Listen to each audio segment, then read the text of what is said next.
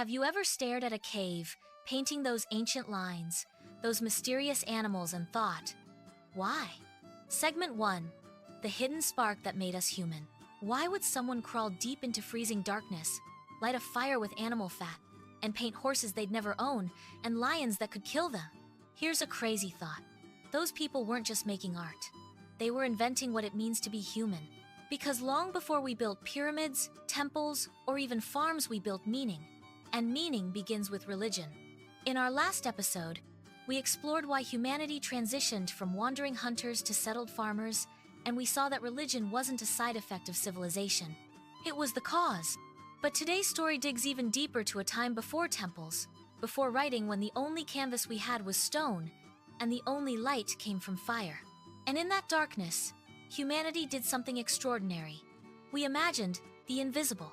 This episode is about the Ice Age cave painters, the first humans who dared to ask the biggest questions of all. Why are we here? What happens when we die? And what connects us all? Their answers, painted on rock, would define every civilization to come. Segment 2. Into the Ice Age. The world before civilization. Picture this. It's 40,000 years ago. The planet is locked in ice. Glaciers grind across continents like sleeping giants. The air stings your lungs, food is scarce, and the night lasts forever. There are maybe 1 million humans on Earth, total fewer people than in modern Tokyo. And they're scattered from Africa to Europe to Asia, following herds, carrying fire, and dreaming of warmth. These weren't cavemen in the cartoon sense. They were artists, musicians, thinkers. If one of them time traveled into our world, gave them a haircut, and handed them a jacket, they'd blend right in. Same brain, same emotions, same hunger for meaning. But there's one difference between us and them. They lived in a world where every day was a miracle, and every mystery felt divine. They didn't understand lightning, or disease, or birth. When a child came screaming into the world, it must have felt like magic life bursting out of darkness. When the stars burned above the frozen sky, it must have seemed like eyes, thousands of eyes watching from another world.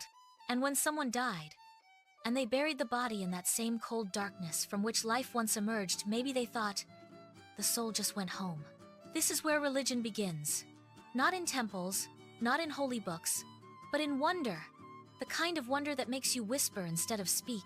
That wonder drove humans to create, to draw, to carve, to tell stories. Because when the world feels impossible to explain, the only thing left is to imagine it.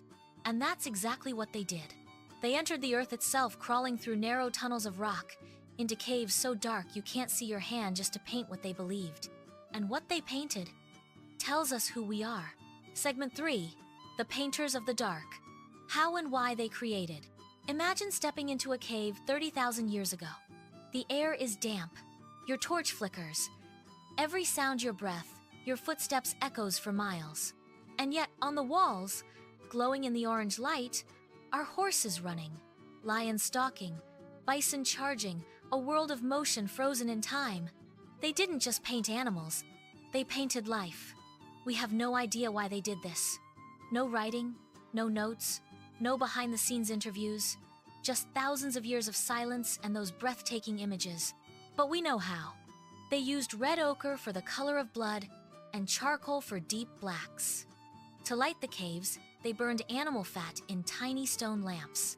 They mixed pigment with saliva or fat and blew it through hollow bones like an airbrush. And these paintings, hundreds of feet inside the earth, meant crawling through darkness with fire, risking suffocation just to reach the inner walls. Why go through all that? They could have painted outside, but they chose the dark. And the dark was sacred. Archaeologists noticed something remarkable. These paintings appear in places with the best acoustics, where sound travels and echoes like music. And alongside them, they found flutes and drums. These caves weren't art galleries. They were temples, places where people came together to dance, sing, and worship. This wasn't decoration, it was ritual. And that means the first artists were the first priests. Each image, each animal, was a ceremony, a way to speak to the unseen world. When they painted, they weren't just representing life, they were calling it back.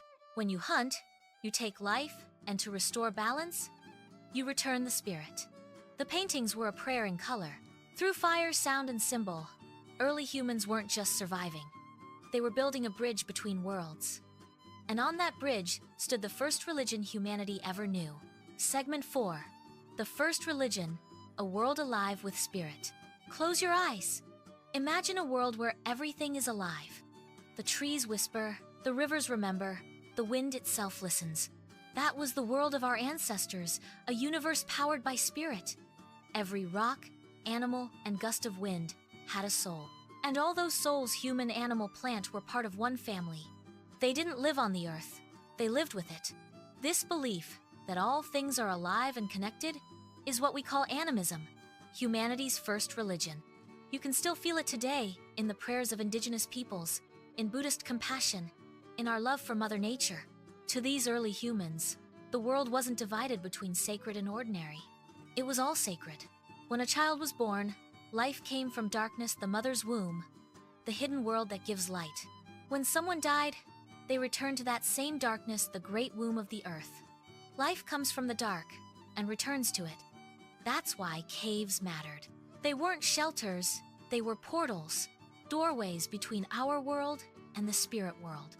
When they painted animals on those walls, they were communicating, summoning life back into balance. If you kill, you must give back.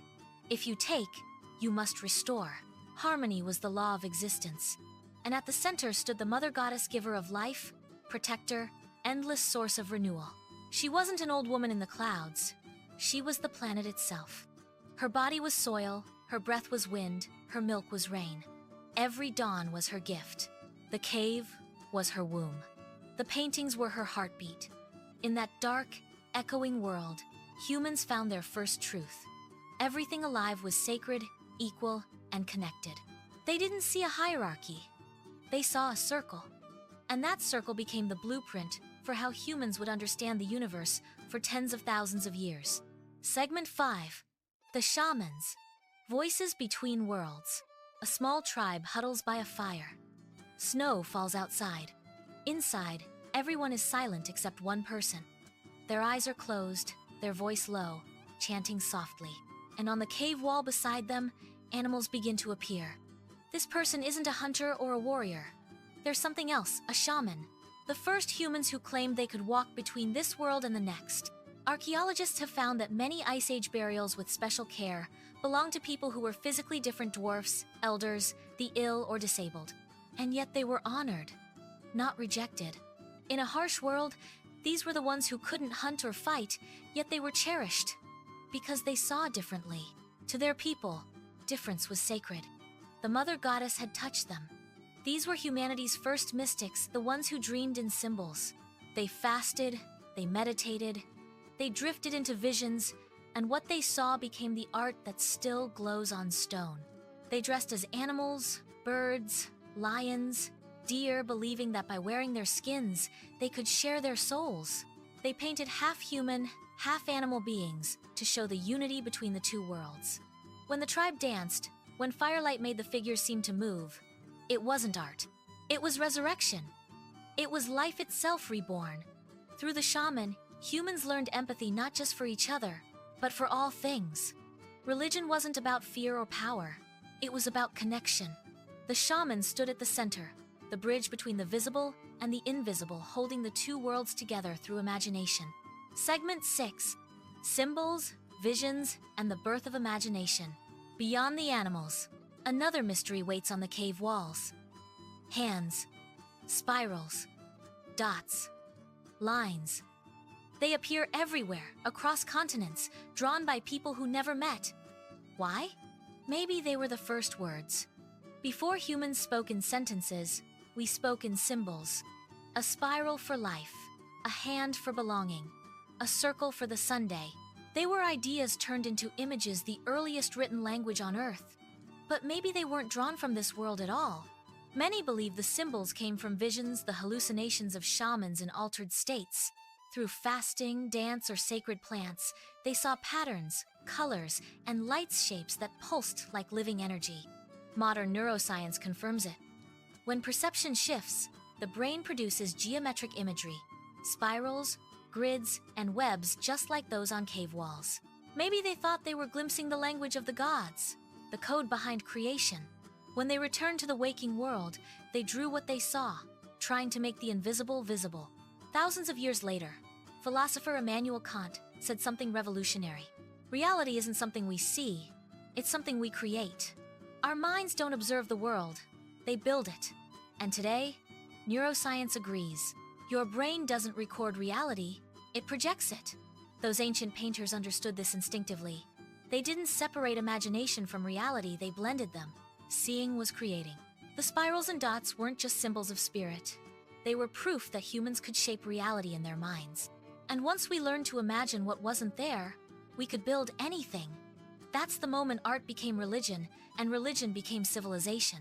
Because once you can picture the unseen, you can create the impossible. Segment 7. The birth of the sacred. Women, mystery, and power. If you had no science, what would be the most mysterious thing you could witness? Childbirth. Out of nothing, life appears. A body opens, and another life emerges. They didn't understand biology, but they understood awe. And awe became worship. Women were the keepers of the cosmic secret.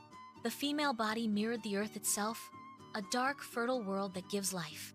The womb of a woman, the womb of a cave. Both portals from darkness into light.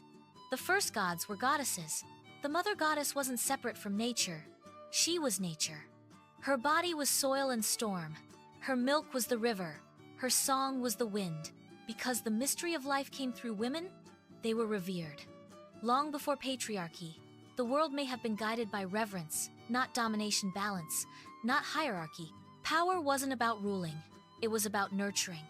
To live in harmony with the mother was the highest moral law. To take without gratitude was sin. Those clay figurines of round-bellied women weren't primitive toys. They were theology in stone, the earliest expression of faith. Life itself is divine. Later civilizations would forget this balance and crown their gods as kings, not mothers. But in the beginning, creation was sacred, and the power to give life was the holiest gift of all. Segment 8. From Cave to Civilization. Religion creates humanity. Let's step back. We followed the firelight through the caves, but what did it all mean? Those caves weren't just places of worship.